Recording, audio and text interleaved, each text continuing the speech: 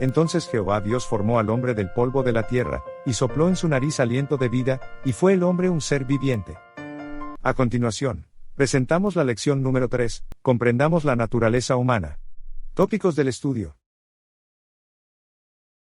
La tensión entre la palabra de Dios, ciertamente morirás, y la promesa falsa de Satanás, ciertamente no morirán, no se limita al jardín del Edén. Ha resonado a lo largo de la historia. La creencia en la inmortalidad del alma proviene de la filosofía griega. Pitágoras basó sus enseñanzas religiosas en el principio de la metempsicosis. La metempsicosis postula que el alma nunca muere, sino que está destinada a un ciclo de renacimientos hasta poder librarse de este ciclo mediante la pureza de su vida. Pitágoras creía en la transmigración o la reencarnación alma vez tras vez en el cuerpo de seres humanos, animal o vegetales hasta volverse inmortal. La antigua religión griega fue la que influyó sobre las ideas de Pitágoras sobre la reencarnación. Platón reforzó esta enseñanza helenística al lograr que la creencia de la inmortalidad del alma humana se impusiera tanto que se convirtió en una creencia popular. Durante el período intertestamentario, la enseñanza del tormento eterno y la práctica de orar por los muertos comenzó a penetrar en el judaísmo. Flavio Josefo menciona que los fariseos creían en la inmortalidad del alma. Tertuliano, un apologista cristiano, fue uno de los primeros entre los cristianos en afirmar que los seres humanos tienen un alma inmortal.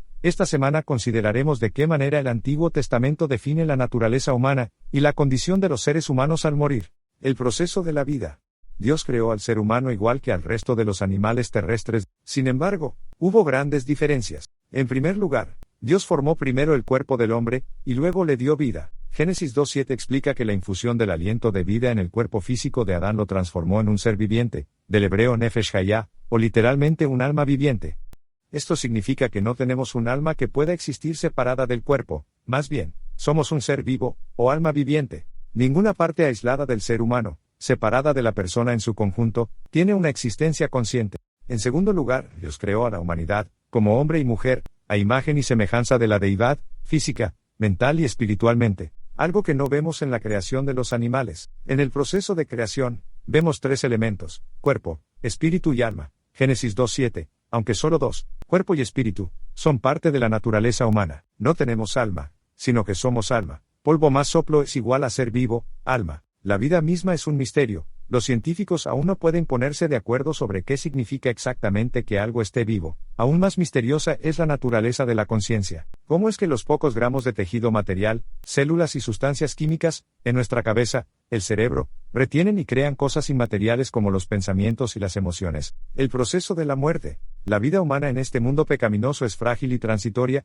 Nada infectado por el pecado puede ser eterno por naturaleza. Por tanto, como el pecado entró en el mundo por un hombre, y por el pecado la muerte, así la muerte pasó a todos los hombres, por cuanto todos pecaron. La muerte es la consecuencia natural del pecado, que afecta a toda la vida aquí. Sobre esta cuestión hay dos conceptos bíblicos importantes. Uno es que tanto los seres humanos como los animales mueren, como dijo el rey Salomón, porque lo que sucede a los hijos de los hombres, y lo que sucede a las bestias, un mismo suceso es: como mueren los unos, así mueren los otros. Todo va a un mismo lugar, todo es hecho del polvo, y todo volverá al mismo polvo. Dios repitió esta advertencia en Ezequiel 18:4 y 20 para reforzar el concepto: el alma que pecare, esa morirá. Esta declaración tiene dos implicaciones principales. Una es que, dado que todos los seres humanos somos pecadores, todos estamos bajo el inevitable proceso de envejecimiento y muerte. Otra implicación es que este concepto bíblico anula la noción popular de una supuesta inmortalidad natural del alma.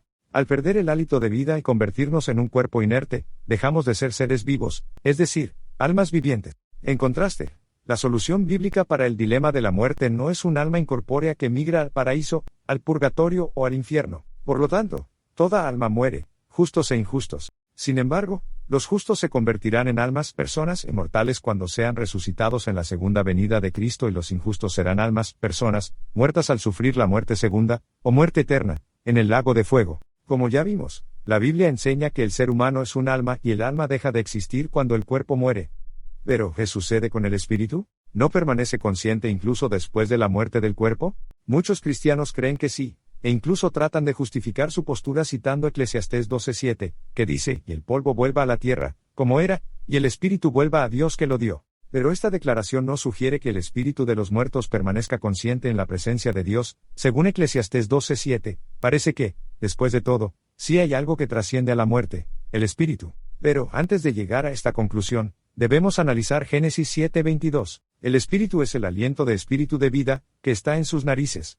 Una clara referencia al proceso de creación de Adán. Ser vivo menos soplo es igual a polvo. El espíritu no es una entidad consciente del ser humano que trasciende a la muerte, sino el hálito de vida dado y retirado por Dios. Como dijo el salmista, escondes tu rostro, se turban, les quitas el hálito, dejan de ser, y vuelven al polvo. ¿Qué hacen los muertos? ¿Qué dice la Biblia acerca de lo que hacen los muertos?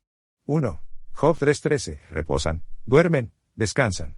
2. Salmo 115:17, no alaban a Dios, permanecen en silencio. 3. Salmo 146:4, no piensan. 4.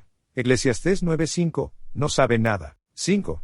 Eclesiastés 9:10, no trabajan, ni estudian, ni tienen actividad. Qué aburrido es estar muerto. No hay existencia consciente. Cuando mueres todo ha acabado, un sueño, aunque, en realidad no eres ni siquiera consciente de que estás muerto. La Biblia enseña que la muerte es un sueño del que solo despertaremos al oír la voz de Jesús. La enseñanza bíblica de la inconsciencia en la muerte no debería generar pánico en los cristianos. En primer lugar, a los que mueren sin ser salvos no les espera un infierno que arda eternamente ni un purgatorio temporal. En segundo lugar, a los que mueren en Cristo les espera una recompensa asombrosa. No es de extrañar que para el creyente, la muerte es un asunto trivial. Para el cristiano, la muerte es tan solo un sueño, un momento de silencio. Piensa en los muertos en Cristo. Ellos cierran los ojos en la muerte y, ya sea que estén en la tumba 1500 años o 5 meses, a ellos les da lo mismo. De repente, es el regreso de Cristo. Entonces podríamos afirmar que, en cierto sentido, los muertos en Cristo están mejor que nosotros, los vivos. La Biblia usa diversas expresiones para referirse a la muerte. Fue unido a su pueblo, durmió con sus padres. ¿Implica esto una vida social y consciente después de la muerte?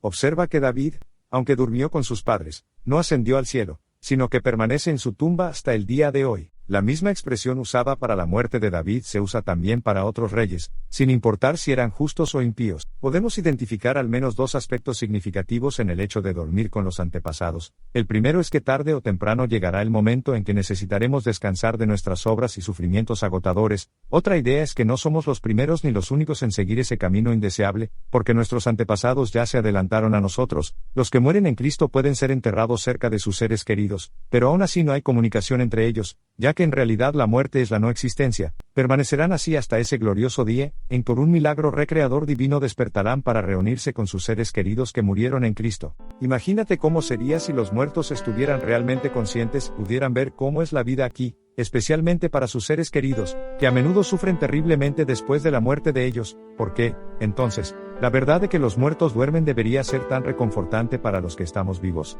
Si alguna vez pasaste por una cirugía y te aplicaron anestesia general, es posible que tengas una vaga idea de cómo sería estar muerto. Si fuese verdad que las almas de todos los hombres van directamente al cielo en la hora de la disolución, entonces bien podríamos anhelar la muerte antes que la vida. Esta creencia ha inducido a muchas personas a poner fin a su existencia, pero en ningún lugar de las Sagradas Escrituras se encuentra declaración alguna de que los justos reciban su recompensa, y los malos su castigo en el momento de la muerte. Cabe destacar que el hombre busca la eternidad porque Dios puso en el corazón del hombre anhelo de eternidad. ¿Cómo podemos ayudar a despertar este profundo deseo en nuestro compañero de trabajo o un vecino agnóstico o ateo con tu forma de actuar y tus conversaciones con ellos?